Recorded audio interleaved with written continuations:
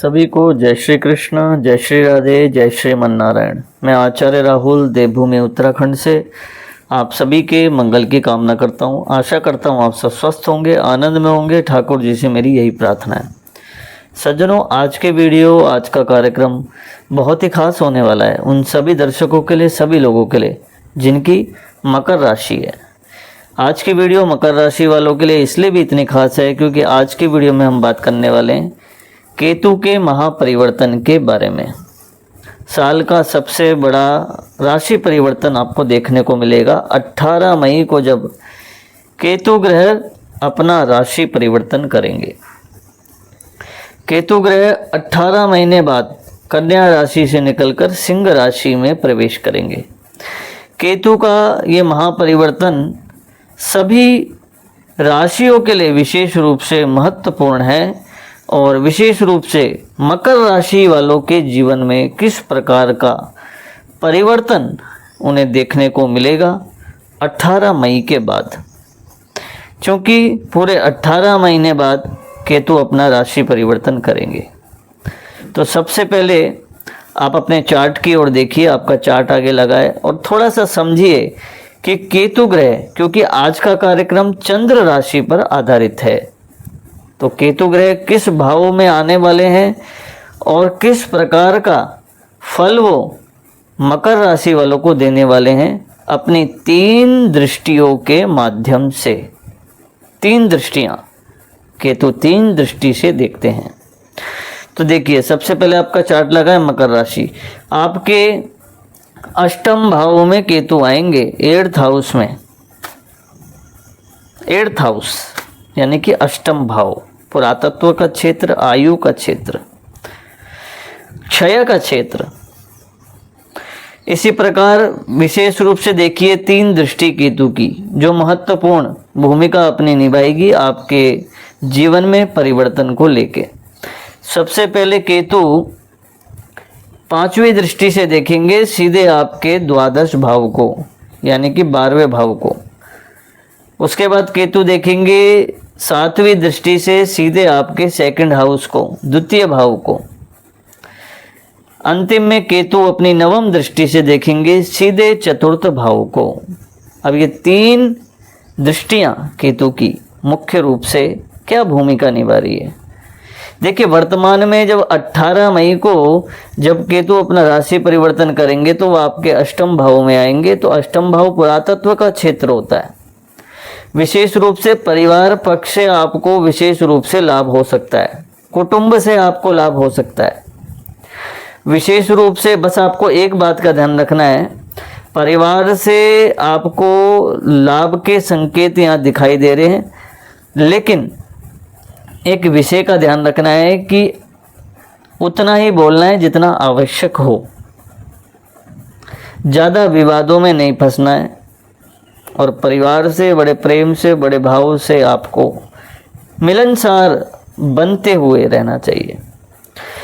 पंचम दृष्टि केतु की सीधे द्वादश भाव में पड़ेगी। द्वादश भाव में जब केतु देखेंगे तो बाहरी क्षेत्रों से आपको लाभ कराएंगे। देखिए, बिजनेस का जिनका फील्ड है, जिनका बिजनेस का काम है, अपना व्यापार है या नौकरी का भी क्षेत्र है, तो विशेष रूप से उनको बाहरी क्षेत्रों से लाभ हो सकता है।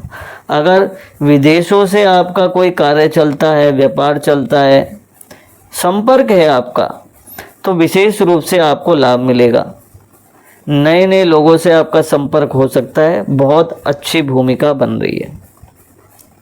इसी के साथ साथ केतु धन भाव में भी देख रहे हैं, तो धन भाव में जब केतु देखते हैं तो धन की प्राप्ति के योग स्वतः ही बनते हैं।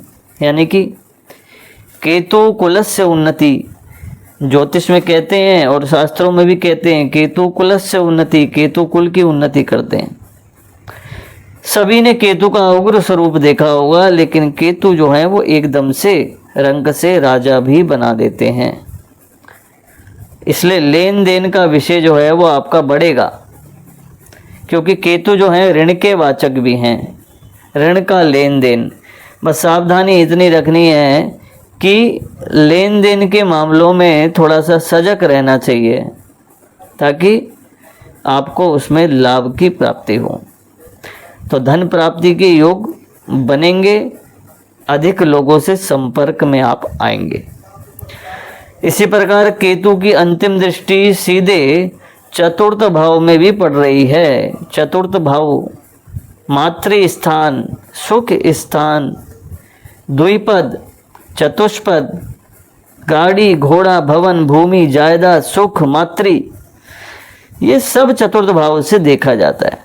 तो कहीं ना कहीं एक नया वाहन जुड़ने का योग, एक नई भूमि लेने का योग, एक नया वाहन लेने का योग, मकान के योग नहीं बन रहे थे तो आप मकान के योग यहाँ पे आपको बनते दिखाई देंगे।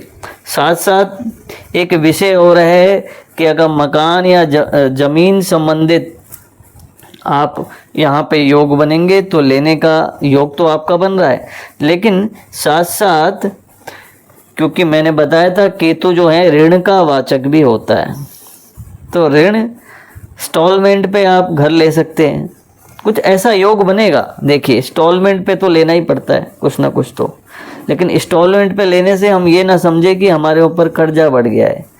अगर हमारी उन्नति के लिए हमें लेन देन भी करना पड़े तो उसमें कोई बुराई नहीं है। व्यापार में तो ये सब चलता है, हानि लाभ ये सब व्यापार में चलता रहता है। तो विशेष रूप से बाहरी क्षेत्रों से लाभ, धन के अच्छे योग और मकान भूमि जायदाद के योग बहुत अच्छे सुंदर बन रहे हैं। बस एक बात ध्यान रखनी है, परिवार के लोगों से बड़े प्रेम भाव से आपको रहने की आवश्यकता है। इसी के साथ साथ एक बात मैं बोलूँगा कि सबकी कुंडलियों में ग्रहों की महादशाएं अलग अलग तरीके की हो सकती हैं, तो इसलिए ये विचार ज़रूर करें कि आपकी कुंडली में किस प्रकार के योग बन रहे हैं, ये भी देखना पड़ेगा पूर्ण फलित करने के लिए। क्या पता आपकी कुंडली में गुरु चंडाल योग तो नहीं है, काल सर्प योग तो नहीं है, ग्रहण योग तो नहीं है, केतु की महादशा तो नहीं चल रही, शनि की महादशा तो नहीं चल रही, राहु की महादशा तो नहीं चल रही। बहुत सारी स्थितियां देखी जाती हैं एक फलित विचार करने के लिए। तो अधिक जानकारी के लिए आप हमारे नंबर पर संपर्क कर सकते हैं। नंबर आपको हमारे चैनल पे प्राप्त हो जाएगा, वीडियो के लिंक में भी प्राप्त हो जाएगा। आप नंबर ले सकते हैं और व्हाट्सएप में हमें अपनी डिटेल दे सकते हैं ताकि हम आपकी कुंडली का सटीक रूप से विश्लेषण कर सकें।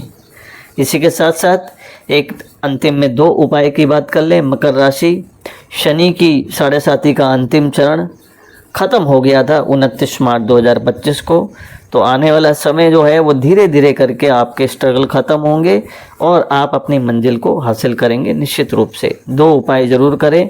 प्रतिदिन भगवान शिव को जल अर्पित करें। दूसरा, हनुमान चालीसा का पाठ नियमित रूप से आपको कर लेना चाहिए। तब तक के लिए दोस्तों बने रहिए, मिलता हूँ नेक्स्ट वीडियो में। जय श्री कृष्ण, जय श्री राधे।